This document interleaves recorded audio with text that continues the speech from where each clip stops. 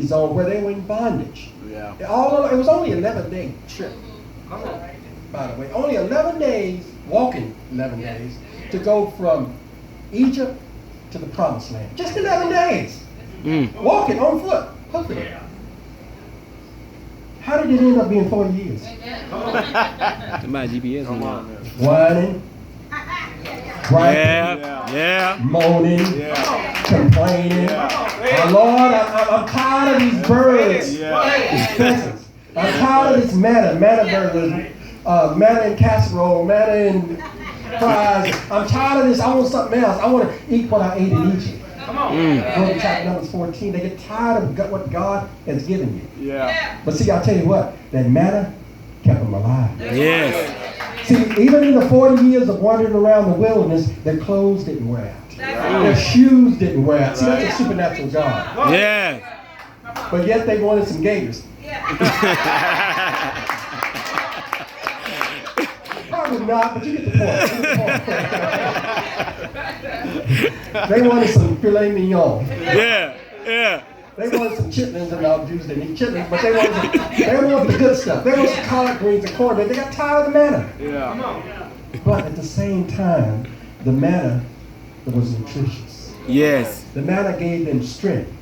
Just like God's word gives us strength. Amen. And our faith in God strengthens our body and strengthens our bones and just blesses us to go on. So they got to complaining. So what God do? At one time, he sent fiery serpents among the people. Snakes. In the desert, there's lots of snakes. But these were venomous snakes. The Bible says fiery serpents, and they bit everybody. Well, most everybody. And a lot of the people died from the snakes because they were complaining about what God had provided. And they were went beyond. They were complaining about God. See, that's where we get in trouble. It's when we we can complain about things. Lord, they mistreating me, and Lord, I need your help. And Lord, I need you to move in this situation, and I need you to stand by me, and I need you to guide me, and my enemies are all around me and everything. Lord, just go tell God about it. Right. That's positive. But when you start saying, Lord, you ain't done nothing for me. Okay, I'll give you another example about complaining about God. Let's go back to the very, very beginning, when God created Adam and Eve. And they fell in the garden, temptation, the fruit, forbidden fruit, and Eve ate it, and then she gave it to Adam, and Adam ate it. So when God called him on the carpet about it, what did Adam say? That woman that you gave me. Yeah. It wasn't the woman. It was the problem. The problem, Adam, you started blaming God for that. Yeah. It's your fault. That's complaining. Murmuring is constant complaining without nothing constructive or positive about it. And right here in our story here, when the spies went in the land, they saw the huge grapes, and the 12 spies, they saw all of these wonderful things. And they came back and they saw how big the guys were. And some Bible scholar says these people are like 7 to 9 feet tall. I mean, this is like Goliath's genetics. Come on. These big giant people, and Jews were probably about my height, about 5'6", historically. But these big old 9-foot guys. And how are we going to take care of these people? How are we going to take them on? We bring in the knife to a gunfight here, But God had promised it. They had no business. You read Deuteronomy chapter 22, they had no business stop at Kadesh Barnea. See, when God has given you something to do, and he says, I want you to go from point A to point B, you don't try to find a point A, point 1, or like they do in software version, Windows 7.85 or whatever. You go straight on. Yeah. They had no business stopping at Kadesh Barnea. So when God has called you to do something, don't stop until it's done. Don't give up. Because see, when you stop on your journey, when you stop on your mission, the devil can come in. And he can start saying, modifying things. Yeah. Because go back to the Garden of Eden, the devil modified what God had said. Yeah. He added touch to it. God never said touch it. So that's the way the devil works. He'll take a little bit of truth and mix a little bit of error with it. Right. But just like Jesus said, it's just like yeast and bread, leaven. just you take some pure flour and you put water and you stir it up and cover it. It ain't gonna rise. But you put just a little bit of yeast in there.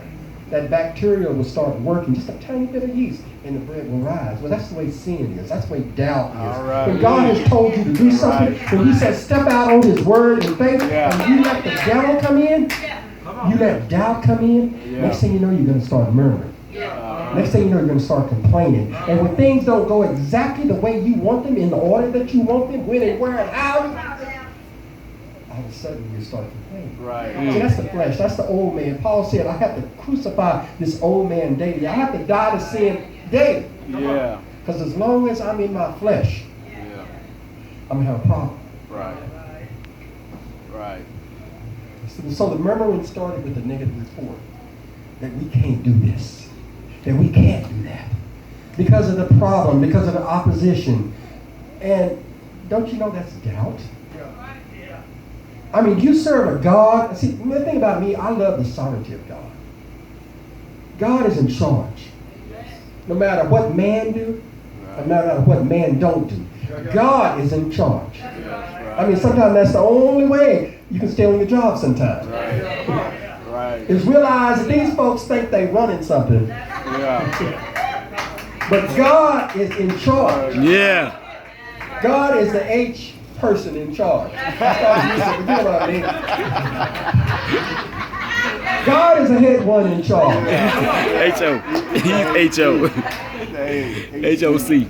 So if God is in charge, why do we let the devil and the obstacles get in our way? If God has it for you, it is for you. That's a song. It's a true song. God got something for you, it's yours. It's for yes. It's Yes. yours. You have a right to it. However, don't believe the bad report.